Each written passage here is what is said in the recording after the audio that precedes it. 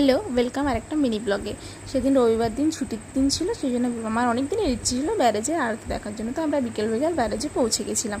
দেখতে পাচ্ছ এখানে কত মানুষ জিনিসপত্র নিয়ে বসেছে। আমরা পৌঁছেছিলাম 6টা নাগাদ। তো তখন জাস্ট সূর্যাস্ত আমরা নিজেদেরকে একটু দেখিয়ে নিলাম। টাইম ছিল 6:50। তো ওখানে ফার্স্ট আরতি শুরু হলো। এরপর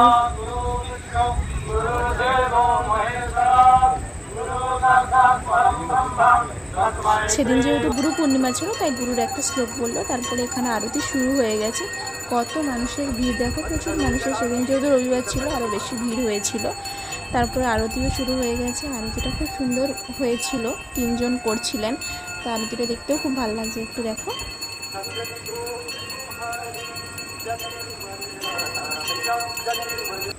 আরতি শেষ করে আমরা গোলা খেয়ে বাড়ি চলে এসেছিলাম। ফুল ব্লগ আসছে, ওয়েট করো, টাটা।